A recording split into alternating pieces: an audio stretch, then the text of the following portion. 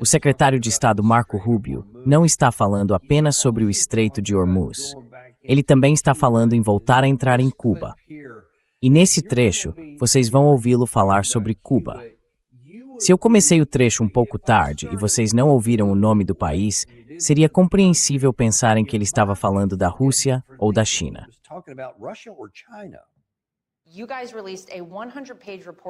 Vocês divulgaram um relatório de 100 páginas sobre Cuba, chamando o país de capital do comunismo do século XXI. E esse relatório fala do fato de que o objetivo de Cuba, essencialmente, é apagar os Estados Unidos da face da terra. O relatório também relaciona a influência cubana à ascensão da Antifa, aos distúrbios que vimos em 2020 e à onda de ativismo radical que temos visto em campi universitários por todo o país.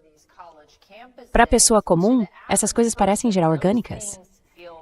Mas acontece que há muitos poderes de influenciando tudo isso dia a dia.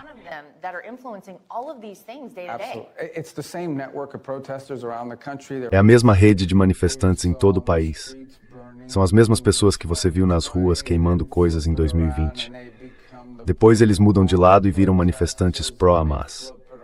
Em seguida mudam de lado de novo e, em até 48 horas após a prisão de Maduro, já tem cartazes pré-impressos do lado de fora do tribunal exigindo a libertação dele. Depois estão lá, envolvidos nessa questão do ICE, atacando agentes do ICE. Não há nada de espontâneo nisso. É financiado, é organizado e Cuba faz parte dessa rede. Em alguns casos é uma parte crucial dessa rede. E é uma rede que eles vão usar como arma contra nós.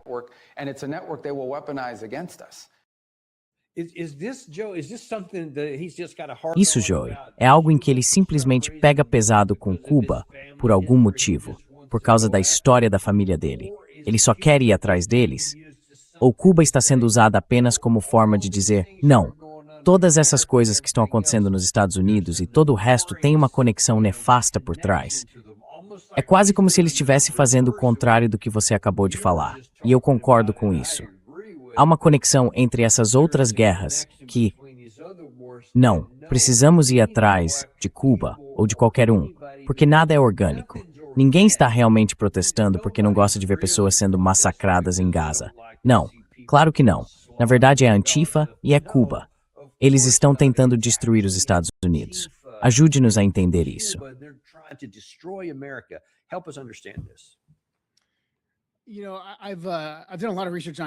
Sabe, eu pesquisei muito sobre a Antifa porque sou do noroeste do Pacífico. Era algo importante de onde eu venho. E eu nunca ouvi falar de Cuba em nada disso.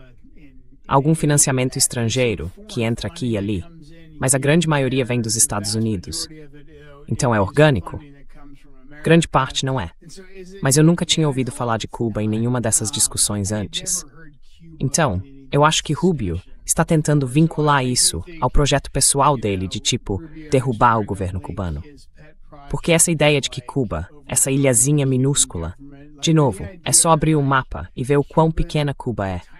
Mesmo que o objetivo número 1 de Cuba fosse derrubar os Estados Unidos, quando você olha para um mapa, isso fica até meio cômico, né? Porque Cuba é bem pequena e nós somos bem grandes.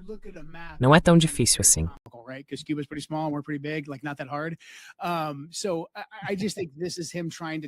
Então eu acho que isso é uma tentativa dele de juntar todas essas questões polêmicas para os republicanos num único pacote e dizer, ah não, todos os nossos problemas estão em Cuba, então temos que ir até lá e derrubar o regime cubano. E obviamente, Marco Rubio é um cubano-americano da Flórida, então isso é uma questão sensível para ele. Isso é do nosso interesse vital de segurança nacional? Não, de jeito nenhum. Quero dizer, Cuba fica, sei lá, a 130, 145 quilômetros da costa da Flórida. Não há motivo para que a gente não tenha relações muito boas com eles. É em grande parte um país católico. Temos muitos cubano-americanos aqui nos Estados Unidos. Então, de novo, acho que há uma maneira de eliminar qualquer ameaça, ou mitigar qualquer ameaça, que Cuba represente para os Estados Unidos, por menor que ela seja, sem dizer que Cuba faz parte de alguma grande conspiração ligada à Antifa, aos manifestantes de Gaza, e assim por diante.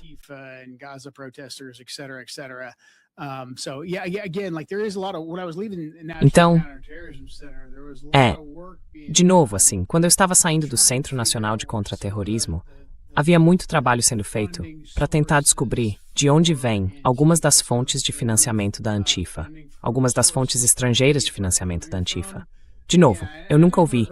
Quer dizer, pode ser que parte venha de Cuba. Mas se você começa a dizer, não, Cuba, esse país contra o qual queremos fazer alguma ação militar em seguida, faz parte de tudo isso, você está desacreditando e usando mal muita informação de inteligência, um bom trabalho de inteligência que provavelmente está sendo feito para tentar manter os americanos seguros, só para nos envolver em algum outro tipo de bobagem, de mudança de regime, que provavelmente nem é realmente necessária.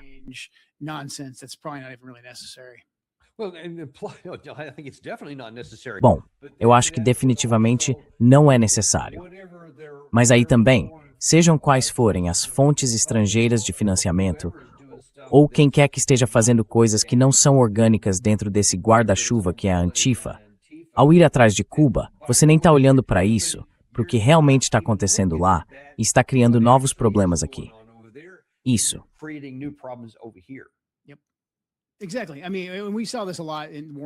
Exatamente.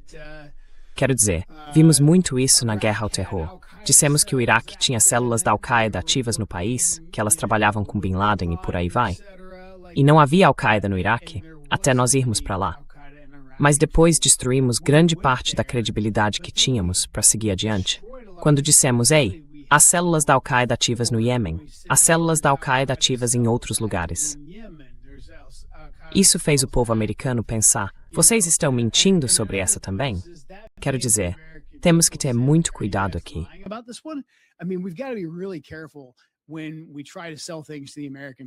Quando tentamos vender algo ao povo americano, temos que ser francos e dizer, olha, isto é o que realmente sabemos, estes são os fatos de verdade.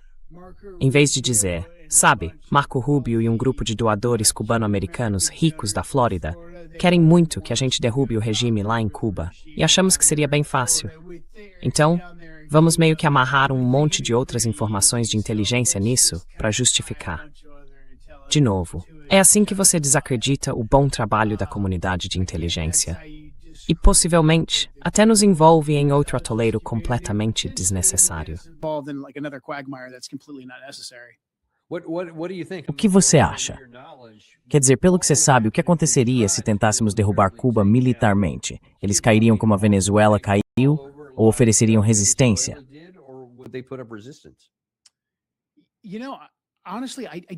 Sabe, sinceramente, eu não sei. Acho que pode haver uma resistência bastante séria. Cuba é outro lugar que está sob sanções americanas há bastante tempo. E há intervenções americanas lá, na história recente. Não na nossa história recente, sabe, do nosso tempo de vida, mas numa história recente de pessoas que ainda estão vivas em Cuba hoje. Então a gente simplesmente achar que pode ir até lá. Sim. Exatamente. Então achar que podemos simplesmente ir até lá, dar uma surra neles, e que eles vão nos entregar as chaves do reino.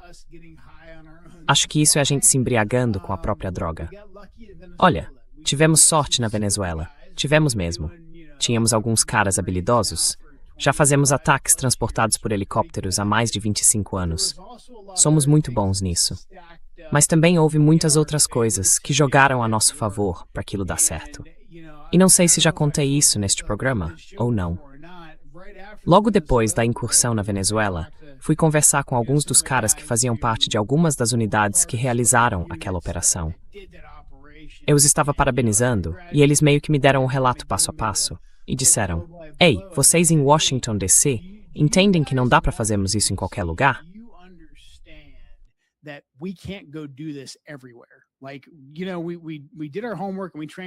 Sabe, nós fizemos nossa lição de casa e treinamos para isso. E temos orgulho do trabalho que fizemos, porque executamos nossa missão corretamente. Mas ainda há muita sorte envolvida nessas coisas. Eles dizem, façam questão de que as pessoas saibam disso. Sempre que temos um problema com um país, não podemos simplesmente entrar lá, eliminar o líder e achar que vai funcionar como funcionou aqui embaixo na Venezuela. E essa foi, tipo, a principal lição que tirei. Porque eu pensei, cara, me preocupa que líderes que não entendem o quão difíceis são essas operações militares achem que podemos simplesmente entrar e tirar de lá qualquer líder com quem tenhamos um problema. Quero dizer, em Cuba não é só um líder com quem temos problema. Há toda uma dinastia familiar lá. Então, se achamos que vai ser fácil, estaremos nos preparando para mais humilhação e possivelmente mais derramamento de sangue.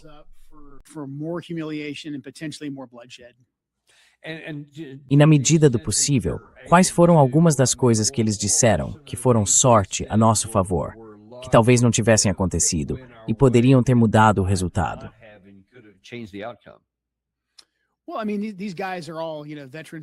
Bom, quer dizer, esses caras são todos veteranos da guerra global ao terror. Então eles falam, cara, não precisa de muita coisa quando a gente tem que entrar e chegar perto com um helicóptero.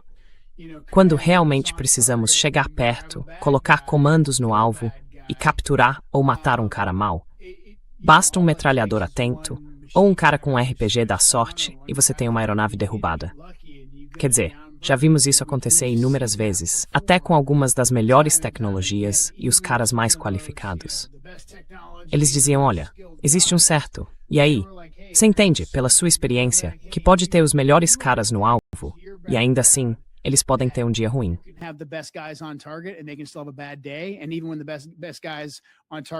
E mesmo quando os melhores atiradores acertam o alvo e têm um bom dia, ainda existe um elemento de sorte nisso. De novo, era mais ou menos assim. As pessoas precisam entender a realidade de conduzir esse tipo de operação. E sempre que temos um problema com um líder, não podemos simplesmente entrar lá e eliminá-lo. Mesmo que a gente ache que consegue, em algum momento nossa sorte vai acabar. É um daqueles cenários em que nós temos que ter sorte sempre. O inimigo só precisa ter sorte uma vez. Então era mais isso. Era isso que os preocupava. E claro, o Irã estava na cabeça de todos eles. E eles diziam, sabe, espero que o chefe entenda que não podemos repetir essa mágica no Irã.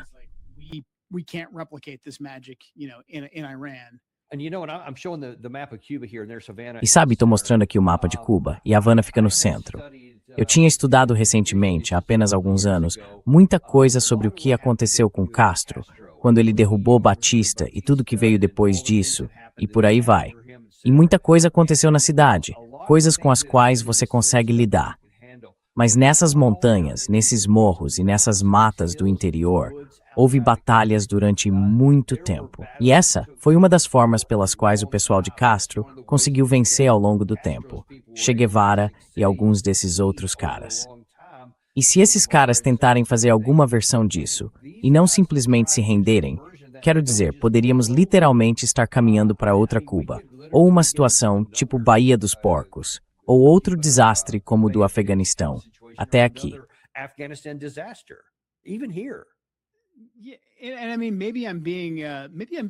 E quer dizer, talvez eu esteja sendo um pouco ingênuo aqui, mas uma reação de simples bom senso seria: são cubanos. É um país católico. Temos tanta coisa em comum com eles. E se a gente simplesmente, sabe, usasse incentivos econômicos e diplomacia, não é como se esses caras fossem jihadistas radicais.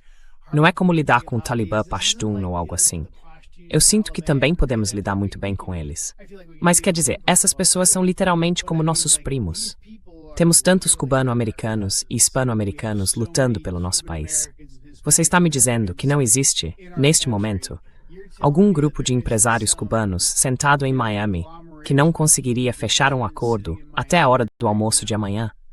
Eu posso te dizer.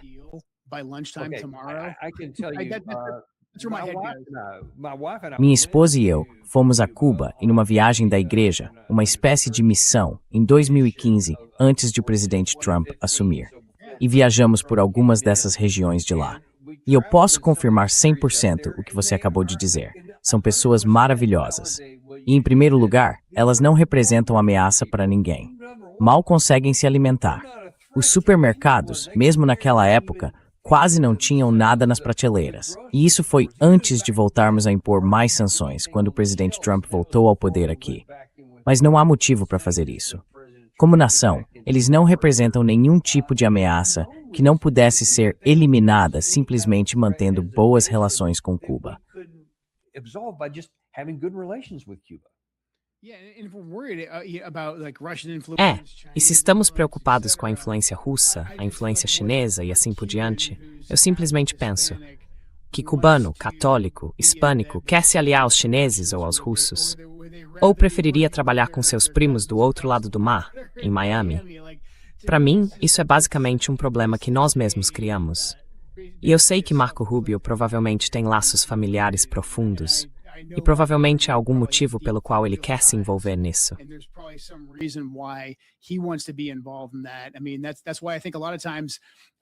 Quer dizer, é por isso que eu acho que muitas vezes pessoas que são de uma determinada parte do mundo não deveriam lidar profissionalmente com essa mesma parte do mundo. Porque vão ter muitos vieses diferentes e vão trazer esses vieses para influenciar a política. E talvez esse seja o caso aqui com o Rubio. Não sei. De qualquer forma, ainda acho que se você colocar um grupo de empresários de Miami, eles provavelmente poderiam ir lá e fechar um acordo muito bom para todo mundo. E poderíamos ter uma situação em que todos ganham. Faz sentido termos uma relação adversarial com uma ilha bastante grande na nossa costa? Para mim, simplesmente não faz sentido.